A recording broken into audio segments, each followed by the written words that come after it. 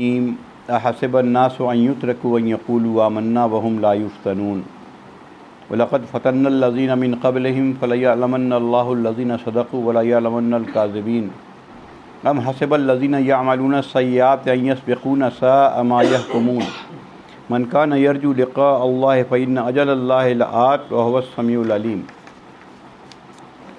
ومن جاهد فإنما يجاهد لنفسه إن الله لغني عن العالمين والذين آمنوا وعملوا الصالحات لنكفرن عنهم سيئاتهم ولنجزينهم أحسن الذي كانوا يعملون ووصينا الإنسان بوالديه حسنا وإن جاهداك لتشرك بي ما ليس لك به علم فلا تطعهما إلي مرجعكم فأنبئكم بما كنتم تعملون والذين آمنوا وعملوا الصالحات لندخلنهم في الصالحين۔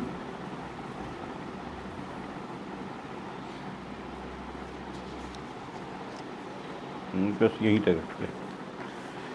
یہ اس کے پہلے سورہ قصص میرے خیال میں چل رہی تھی، ہو گئی تھی، اس کے بعد ہے سورہ عنکبوت، آج اسی کی تلاوت کیا۔ عنکبوت کے معنی مکڑی کے ہوتے ہیں، اسپائڈر، تو اس میں لفظ عنکبوت استعمال ہوا ہے کہ جو باطل عقائد ہیں وہ مکڑی کے جالے کی طرح کمزور ہوتے ہیں، دیکھنے میں لگتا ہے کہ جالا ہے لیکن ذرا سا ہوا چل گئی تیز یا کچھ لگ گیا تو ٹوٹ جاتے ہیں، اس لیے عنکبوت اس کا نام آ گیا۔ یہ پہلے بیک گراؤنڈ جاننا ضروری ہوتا ہے تاکہ ریلیٹ کریں اس کو۔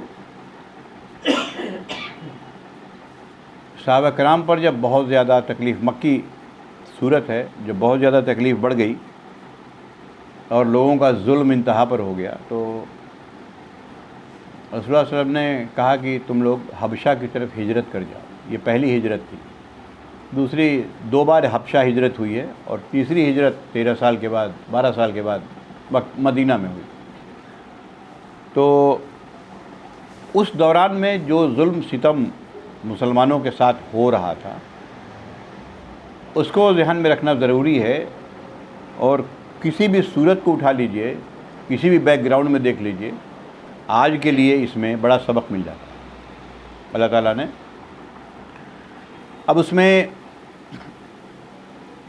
حضرت خباب بن الارت بیچارے جتنے غلام تھے، عام طور پر ان کو آپ جانتے ہیں، اس کی تفصیل کی ضرورت نہیں ہے، جلتی ریت پر لٹانا اور اوپر سے تپتا ہوا پتھر رکھ دینا، پٹائی کرنا، داغ دینا وغیرہ وغیرہ، آگ کے اوپر لٹا دینا۔ تو یہ خباب بن الارت رضی اللہ عنہ جب ان کے لیے تکلیف سے باہر اتنی تکلیف ہو گئی تو ایک بار حاضر ہوئے حضور اکرم صلی اللہ علیہ وسلم کے پاس۔ آپ کعبے میں ایسے، کعبے کے پاس ایسے ٹیک لگا کے بیٹھے ہوئے تھے۔ انہوں نے صرف اتنا کہا کہ یا رسول اللہ، آپ ہم لوگوں کے لیے دعا نہیں کرتے، اتنی تکلیف ہو رہی ہے۔ آپ دیکھیے یہ سب غور کرنے کی ضرورت ہوتی ہے۔ ہم کوئی مہم چلائیں اور میرا کوئی ماننے والا آ جائے اور بولے کہ ہمیں تکلیف ہو رہی ہے تو ہم اس کو تسلی دیں گے کہ نہیں، ہم ہیں ساتھ میں، گھبراؤ مت، ابھی ہم چلتے ہیں۔ رسول اللہ صلی اللہ علیہ وسلم اٹھ کے بیٹھے اور کہا کہ اتنا میں تم گھبرا گئے؟ تم سے پہلے جتنی امتیں آئی ہیں ایسے لوگ تھے جن کو آدھا زمین میں گاڑ کے آرے سے چیر دیا گیا،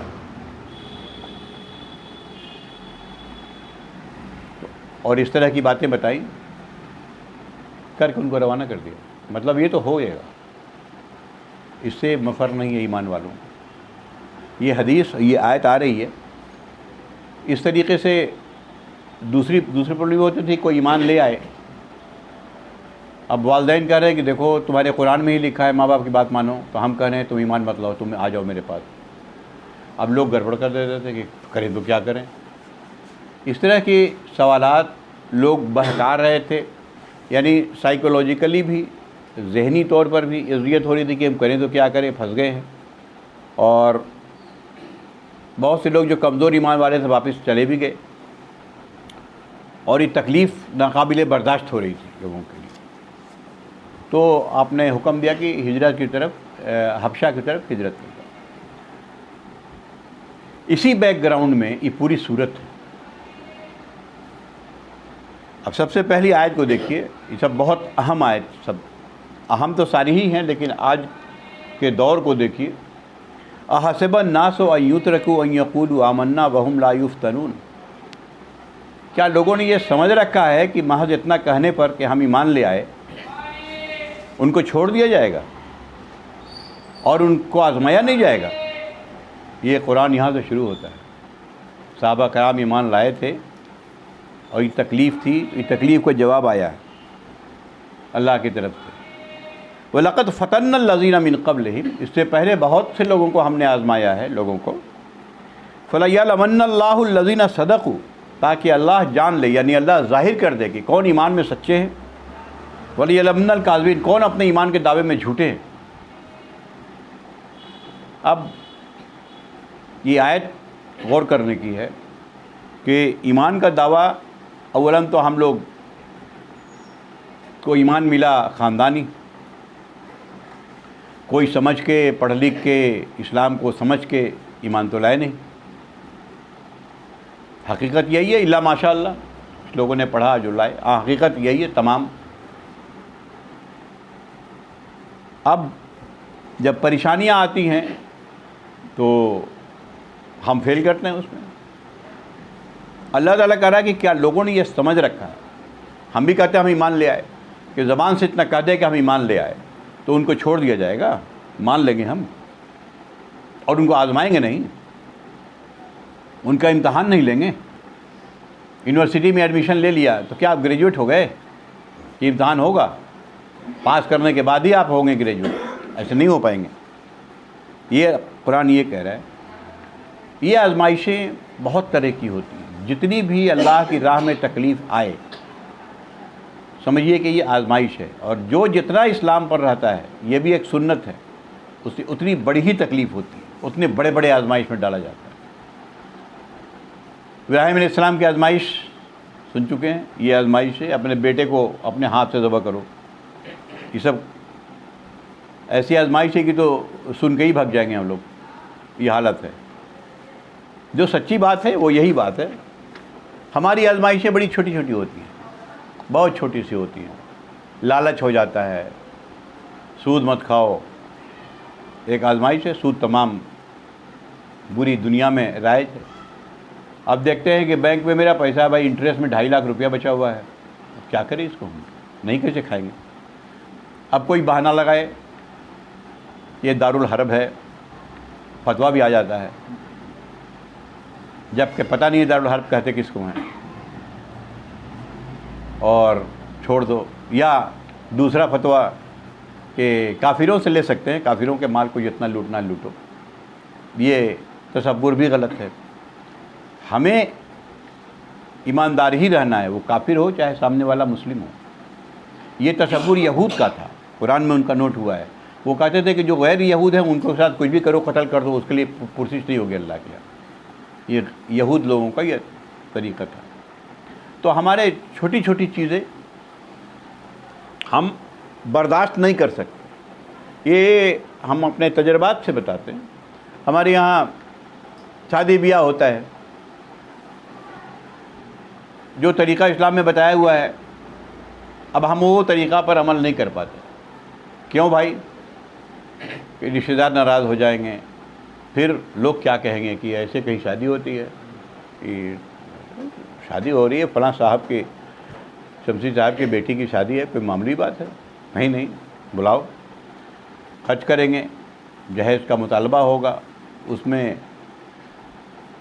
بہت سے لوگوں کو، اسلامی لوگوں کو میں نے خود ذاتی طور پر سمجھایا، لیکن بولے بھائی کیا کریں، ہم نہیں کر سکتے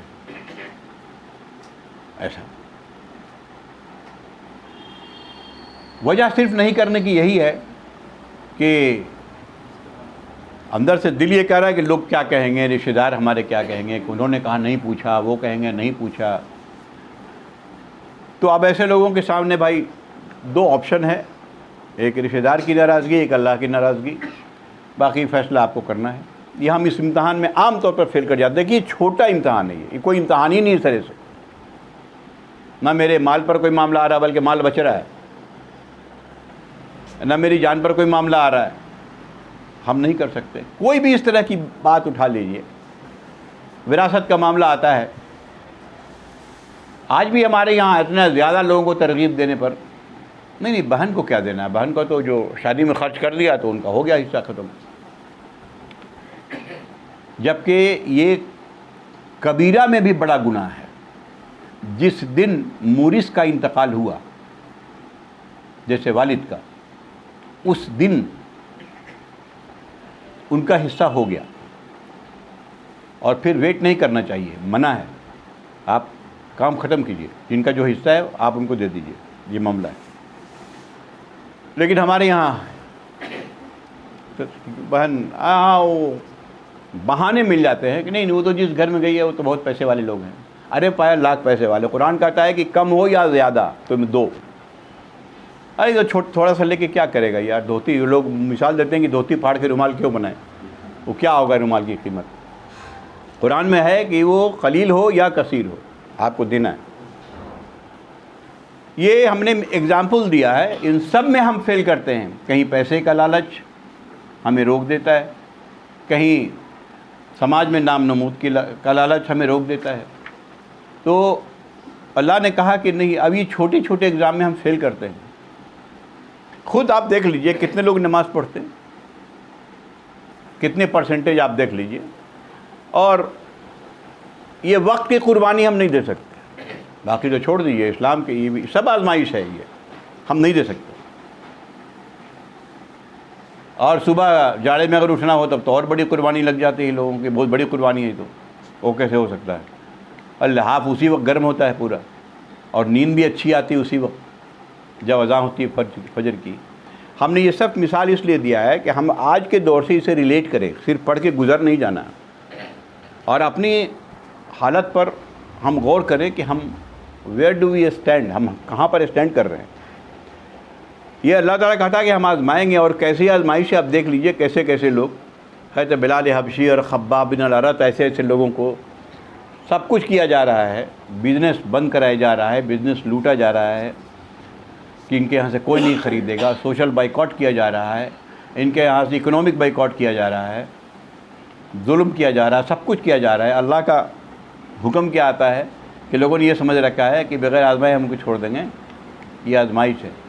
تو ایک ان کی آزمائش کو دیکھ لیں، ایک ہم اپنی آزمائش کو دیکھ لیں، دونوں میں کمپیئر کر لیں کہ ہم کتنا اتر پاتے ہیں اپنی آزمائش میں، کہ اللہ اور رسول کا جو حکم ہے ہم کتنا کرتے ہیں اور کہاں ہوتا ہے۔ ہر شخص اپنا جائزہ لے۔ بس ایک سلور لائننگ یہی ہے کہ ہم جب جاگے تبھی سویرا، اللہ سے توبہ کر کے پھر راستے پر آ جائیں تو اللہ معاف کر دیتا ہے، یہ بہت بڑی بات ہے۔ لیکن جتنا جلدی ہو کر لیں، اس لیے کہ توبہ جلدی ہوگی یا موت جلدی آئے گی کوئی نہیں جانتا ہے، ان دونوں کو جاننا ضروری ہے۔ احسب الناس ان یترکوا، کیا لوگوں نے یہ سمجھ رکھا ہے کہ یوں ہی یہ محض اتنا کہنے پر کہ ہم ایمان لے آئے ان کو چھوڑ دیا جائے گا اور ان کو آزمایا نہیں جائے گا؟ لقد فتنا الذین من قبلہم، ہم نے آزمایا اس کے قبل بہت سے لوگوں کو۔ فَلَيَعْلَمَنَّ اللَّهُ الَّذِينَ صَدَقُوا، تاکہ اللہ جان دے کہ کون سچا ہے ایمان میں اور کون جھوٹا ہے۔ یہاں پر لوگ سوال کر دیتے ہیں کہ بھئی اللہ جان دے کہ اللہ تو سب کچھ جانتا ہے، اللہ اپنے علم میں سب کچھ جانتا ہے۔ ایکچولی عربی کا انداز بیان کرنے کا، اس کا ترجمہ جب اردو کریں گے لفظ بلفظ تو معاملہ گڑبڑ ہوگا۔ اس کا ترجمہ یہ کر دے کہ اللہ ظاہر کر دے کہ کون ایمان میں سچا ہے کون جھوٹا ہے، تو معاملہ کو یہ سوال ہی نہیں اٹھے گا۔ لوگوں میں ظاہر کیا اللہ نے کہ کون سچا ہے کون جھوٹا ہے، ظاہر کر دے پورے طور پر کون سچا ہے کون جھوٹا ہے۔ اب یہ ہم اپنے دیکھیں کہ اس آیت کے زد میں ہم آتے ہیں یا نہیں آتے ہیں، ہم ایمان میں سچے ہیں یا ایمان میں جھوٹے ہیں، واقعی ہم اللہ پر ایمان لائے ہیں اور ہم سچ کر دکھانے کے لیے تیار ہیں۔ اس کے بعد یہ تو مسلمانوں کو بتایا گیا، ادھر کافروں کو بتایا جا رہا ہے۔ ام حسب الذین یعملون السیئات ان یسبقونا ساء ما یحکمون، کیا جو لوگ برے عمل کر رہے ہیں، کہ وہ لوگ یہ سمجھ رہے ہیں کہ ہم کو ڈیفیٹ کر دیں گے؟ اللہ تعالیٰ کہہ رہا ہے کتنے برے فیصلے جو یہ کر رہے ہیں۔ اللہ کے ڈھیل کو، اللہ جو ڈھیل دیتا ہے وہ اس کی رحمت ہے۔ اب آ جاؤ، اب واپس آ جاؤ، اب واپس آ جاؤ، اب واپس آ جاؤ، اس کے لیے ایک اجل مقرر ہے۔ وہ اجل کے بعد پھر اللہ مہلت نہیں دیتا۔ یہی بات یہ آگے کہی جا رہی ہے کہ چونکہ اللہ کے کیلکولیشن میں دیر ذرا اس میں زیادہ ہوتی ہے، لوگ یہ سمجھ لیتے ہیں کہ کچھ نہیں ہونے جانا ہے، جو مرضی کر لو۔ یہ ہمارے یہاں بھی یہ چیزیں ایسی ہوتی ہیں کہ ارے ہم تو 20 سال سے تو سود کھاتے آ رہے ہیں، کہاں کیا ہو رہا ہے، کچھ بھی نہیں ہو رہا ہے، 3 بلڈنگ تو بنا چکے ہم، چوتھی کے چکر میں۔ تو یہ ہمارا طریقہ، ہمارے بال بچے پڑھ رہے ہیں، بڑے اسکولوں میں پڑھ رہے ہیں وغیرہ وغیرہ۔ لیکن جب اللہ رسی کھینچتا ہے تو معلوم ہوا کہ وہی بال بچہ باپ کو لات مار کے چلا جاتا ہے، بڑھاپے میں چھوڑ دیتا ہے کہ مرو تم۔ تب اس کو سمجھ میں آتی ہے کہ ہم نے کیا کیا، لیکن آنکھ اس وقت کھلتی ہے جب موقع نہیں رہ جاتا۔ من کان یرجو لقاء اللہ وَإِنَّ أَجَلَ اللَّهِ لَآتٍ وَهُوَ السَّمِيعُ الْعَلِيمُ، تو جو یہ امید رکھتا ہے کہ ہم اللہ سے ملیں گے، ہم سب کو امید ہے کہ ہم اللہ سے ملیں گے۔ فَإِنَّ أَجَلَ اللَّهِ لَآتٍ، اور اللہ کی یہ اجل، یہ مقررہ وقت بس آنے ہی والا ہے۔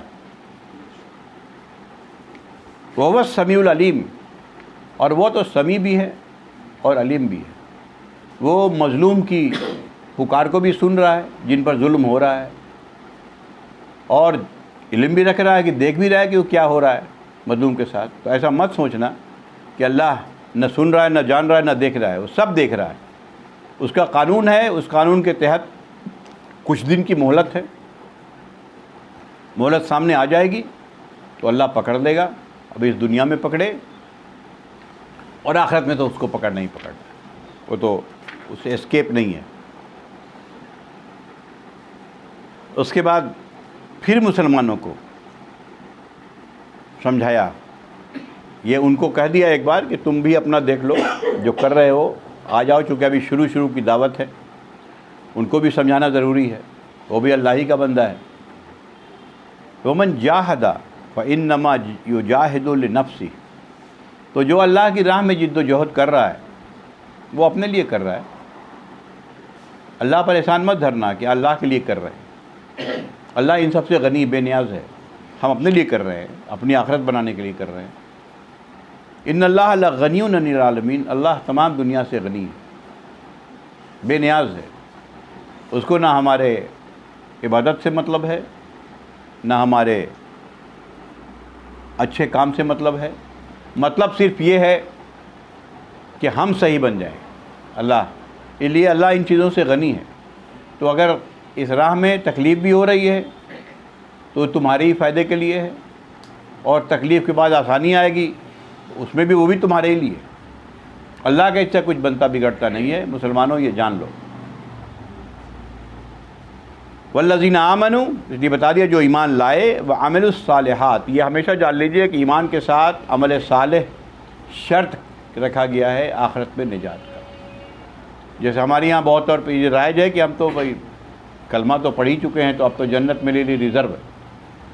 تو یہاں قرآن میں ہر جگہ عمل صالح ایک شرط لازم کے طور پر ہے۔ تو جو لوگ ایمان لائے اور عمل صالح، ہر وہ عمل جو اچھا ہے، یہاں پر فرق کر لیجئے اچھے عمل میں اور صالح عمل میں۔ اچھا عمل کافر بھی کرتا ہے، غریبوں کو کھانا بھی کھلا دیتا ہے، کچھ مدد بھی کر دیتا ہے، وہ بھی کرے گا، کسی بوڑھے کی معذور کی مدد بھی کرتا ہے، فزیکلی مدد کرتا ہے، اچھا کام ہے۔ لیکن اگر وہ بغیر ایمان کے ہے، ایمان کا تعلق آخرت سے ہے میرا، اگر وہ بغیر ایمان کے ہے تو پھر آخرت کا تعلق نہیں رہا، تو اس کو اس کا پھل دنیا میں ہی رہے گا، چونکہ دنیا میں کیا اس نے، آخرت میں اس کا کوئی حصہ نہیں ہوتا، چونکہ اس نے آخرت سے لنک ہی نہیں کیا اس کو۔ ہم آخرت سے لنک کرتے ہیں جو لوگ، اس لیے صالح عمل اسی وقت ہوتا ہے جس میں آخرت سے لنک ہو۔ واضح رہے، ورنہ اچھا عمل ہو سکتا ہے، صالح عمل نہیں۔ صالح عمل کے لیے ضروری ہے کہ ایمان، اس لیے ہر جگہ یہ آمنوا وعملوا الصالحات، آمنوا وعملوا الصالحات قرآن نے بار بار کہا ہے، ایمان لائے اور نیک عمل کرے۔ لَنُكَفِّرَنَّ عَنْهُمْ سَيِّئَاتِهِمْ، اللہ تعالیٰ کہہ رہا ہے کہ ان کے تمام برائیوں کو ہم مٹا دیں گے۔ اور یہ انداز قرآن کا، لَنُكَفِّرَنَّ، ہم یقیناً ضرور بالضرور مٹا دیں گے ان کی برائیوں کو، جو اب تک کر چکے، جو شرک کر چکے، جو جتنی طرح کی برائیاں ہیں عرب میں جیسا تھا کر چکے، ہم سب مٹا دیں گے جو ایمان لے آئے اور عمل صالح کیا۔ اور صرف اتنا ہی نہیں کریں گے، وَلَنَجْزِيَنَّهُمْ، اور ضرور ہم ان کو جزا دیں گے، احسن الذین کانوا یعملون، جو وہ عمل کرتے تھے اس سے کہیں زیادہ بہتر ان کو جزا دیں گے۔ قرآن میں ہے ایک عمل کا بدلہ 10 گنا کم سے کم ہے، ایک جگہ ہے کہ جو اللہ چاہے دے دے، بلے اس سے کہیں ایک عمل کا 10 گنا تو ہے ہی ہم اسے کہیں زیادہ بدلہ دیں گے۔ یہ دونوں باتیں اپنی جگہ جان لینا چاہیے کہ یہ ان لوگوں کے لیے ہے جو کفر سے اسلام کی طرف آئے، تو اسلام کی طرف آ جانا ان کے کافر رہتے ہوئے جو بھی عمل کیا ہے اس کو مٹا دیتا ہے، اور پھر سے وہ نئی زندگی شروع ہوتی ہے۔ اور گناہ کر کے پھر توبہ کر لینا، دونوں میں فرق ہے۔ ایک مسلمان کا گناہ کر کے توبہ کر لینا، وہ بھی گناہ مٹا دیتا ہے لیکن صرف اللہ سے کیے ہوئے، اللہ کا حق، نماز نہیں پڑھا، کسی نے فلاں نہیں کیا، اب رجوع کر گیا، اب نماز پڑھتا ہے، یہ تو مٹا دے گا۔ لیکن بندے کا حق جو مارا ہے اس نے، یہ نہیں مٹے گا، یہ اپنی جگہ ہے۔ بہن کا حق نہیں دیا، جو ابھی انہیں بات نے بتایا، لوگوں کا حق نہیں دیا، لوگوں کو نیچا جانا، جس طرح کے حقوق ہیں ان کو اگر ہم نے نہیں دیا ہے، کسی کی غیبت کیا، کسی کی شکایت لگائی، کسی پر جھوٹا بہتان لگایا، کسی کو کسی مقدمے میں پھنسایا، کچھ کیا، ان تمام معاملات میں جب تک کہ وہ نہیں معاف کرے گا قیامت میں اس سے نہیں۔ بڑی مشہور حدیث ہے اس سلسلے کی کہ پہلے شاید بیان بھی ہو چکی ہے کہ مفلس کون؟ نبی کریم صلی اللہ علیہ وسلم نے صحابہ کرام سے سوال کیا، مفلس کون؟ کہا کہ یا رسول اللہ جس کے پاس درہم دینار نہیں ہو، پیسہ نہیں ہے تو مفلس ہے۔ کہا کہ نہیں، مفلس وہ ہوگا جو قیامت کے دن اپنے اچھے عمل کا پہاڑ لے کے آئے گا، لیکن کسی کے ساتھ ظلم کیا ہوگا، کسی کا حق مارا ہوگا، تو کہا جائے گا کہ اس کی نیکی اس کو دے دو، یہ نیکی ان کی جاتی رہے گی۔ ایک وقت ایسا آئے گا کہ نیکی ختم ہو جائے گی اور ابھی بھی لوگ باقی رہ جائیں گے، تو کہا جائے گا اب کیا کیا جائے؟ تو اللہ تعالیٰ فرمائے گا کہ اب ان کی برائی ان پر ڈال دو، تو پھر وہ اتنے اعمال کرنے کے بعد بھی جہنم کا مستحق ہوگا۔ تو یہ بڑی عبرت والی حدیث ہے کہ چلو اللہ تو اپنی رحمت سے اپنے اس کو معاف کر دے گا، لیکن بندے کا جو ہم نے غصب کیا ہے وہ نہیں معاف ہوگا جب تک کہ ہم دنیا میں اس معاملے کو سیٹل نہ کر لیں اس کے ساتھ۔ ایسا نہیں ہوا کہ ہم کسی کا فلائٹ غصب کر لیا اور اس کو اللہ دعا کیا اللہ تو معاف کر دے، اب میرا فلائٹ ہو گیا، وہ ایسا بھی نہیں ہے۔ یہ جان لینا چاہیے کہ وہ تو پھر اس کو واپس کیجئے، اس کی تلافی کیجئے اور پھر اس سے معافی مانگیں، وہ معاف کر دے تو انشاءاللہ اللہ معاف کر دے گا۔ تو یہ سیئات ہیں۔ کفر سے اسلام پر آنے میں سب کچھ مٹ جاتا ہے، لیکن اسلام پر آ کے گناہ کے معاملے میں صرف اللہ کا حق توبہ کرنے سے اللہ تعالیٰ معاف کر دیتا ہے، بندوں کا حق معاف نہیں کرے گا جب تک بندہ معاف نہیں کرے گا۔ اس کے بعد ایک آیت اور ہے اس میں، وَوَصَّيْنَا الْإِنسَانَ بِوَالِدَيْهِ حُسْنًا، انسان کو یہ کہا گیا کہ اپنے والدین کے ساتھ اچھا سلوک کرو۔ وَإِن جَاهَدَاكَ لِتُشْرِكَ بِي مَا لَيْسَ لَكَ بِهِ عِلْمٌ فَلَا تُطِعْهُمَا، لیکن اگر وہ میرے ساتھ کسی کو شریک کہنے کا حکم دیں تو ان کی بات نہ مانو۔ الیہ مرجعکم، میری طرف تم لوگوں کو لوٹنا ہے، فَأُنَبِّئُکم بِمَا کُنتُم تَعْمَلُونَ، تو وہ بتا دے گا کہ تم کیا کیا کرتے تھے۔ یہ بھی بڑی اہم آیت ہے۔ والدین کی ساری بات ماننی ہے یا دنیا میں سب کی ساری بات ماننی ہے معروف میں، سب سے بڑا حق والدین کا ہے. جو بھی والدین جو بات کہیں اس کو ماننا ہے، لیکن صرف وہی بات جو اللہ اور اس کے رسول کے خلاف نہ ہو. اس آیت کی تفسیر میں حضور اکرم صلی اللہ علیہ وسلم نے فرمایا کہ لا طاعۃ لمخلوق فی معصیۃ الخالق. جہاں خالق کی معصیت ہو رہی ہو وہاں مخلوق کے اطاعت جائز نہیں. اور اس میں بھی بہت سے لوگ انجانے میں بیچارے فیل کر جاتے ہیں. اور میں ایک واقعہ بتا رہے ہیں اپنا گزرا ہوا. ہمارے ایک بھائی، رشتے کے بھائی، کزن، وہ تبلیغی بیچارے چلے گئے اپنا، چلو اس بہانے ان پر اسلام آ گیا، کم سے کم اپنا داڑھی اوڑھی رکھ لیا، نماز وماز یہ سب کم سے کم اتنا تو ہو گیا. اب وہ والدین نہیں چاہتے تھے کہ یہ سب. اب والدین نے ان کو یہی کہا، اب دونوں انتقال کر چکے ہیں، اللہ مغفرت کرے، کہ دیکھو جی داڑھی رکھنا سنت ہے اور ماں باپ کی بات ماننا فرض ہے، اس لیے تم داڑھی مڑاؤ. اب وہ بیچارہ فتویٰ پوچھتے چل رہا ہے کہ ہم بات تو صحیح بات ہے، چونکہ جانتا ہے نہیں، اسلام قرآن پڑھا نہیں ہے کہ قرآن میں کیا بات کہی گئی ہے. اس طرح کی باتیں اس وقت ہو رہی تھی. جیسے ابھی ہم نے کہا کہ والدین کہہ رہے تھے کہ نہیں تم میری بات مانو. سعد بن ابی وقاص رضی اللہ عنہ کا واقعہ بتا دے رہا ہوں میں اس سلسلے میں. یہ عشرہ مبشرہ میں ایمان لے آئے. ان کی ماں نے کہا کہ جب تک تو محمد کا ساتھ نہیں چھوڑے گا صلی اللہ علیہ وسلم، میں نہ کھاؤں گی، نہ پیوں گی، نہ سوؤں گی، نہ سائے میں جاؤں گی. پریشان ہو گئے، میری وجہ سے ماں جو ہے نہ کھائے گی نہ پیے گی. جا کے حضور صلی اللہ علیہ وسلم سے کہا کہ یا رسول اللہ یہ مصیبت ہے میرے اوپر. تب یہ آیت نازل ہوئی ہے کہ اگر والدین بلائیں تو تم یہ اس کی بیک گراؤنڈ میں، حدیث میں اس آیت کے بیک گراؤنڈ میں یہ آیت نازل ہوئی کہ والدین کا کہا تمام مانو، ان کے ساتھ اچھے سلوک کرو، لیکن اگر وہ شرک کی طرف بلائیں تو ان کی بات نہ مانیں، اس لیے کہ وہ بغیر علم بات بول رہے ہیں. یہاں لکھا ہوا ہے ما لیس لک بہ علم، ان کو علم نہیں ہے کہ وہ کیا کر رہے ہیں. اس طریقے کی اور بات ام حبیبہ ام المومنین جو ابو سفیان کی بیٹی تھی. اب ابو سفیان ملنے آئے کفر کی حالت میں، تو انہوں نے بستر لپیٹ دیا، کہا کہ نہ یہ تو اللہ کے رسول کے بستر پر ایک کافر کیسے بیٹھ سکتا ہے. پھر رسول اللہ علیہ وسلم سے پوچھا انہوں نے، کہا کہ نہیں وہ تمہارے باپ ہے، ان کے ساتھ اچھا سلوک کرو. کافر ایک الگ معاملہ ہے، شرک کی طرف بلائے یا آئے تو نہیں جانا ہے، باقی سلوک اچھا کرو.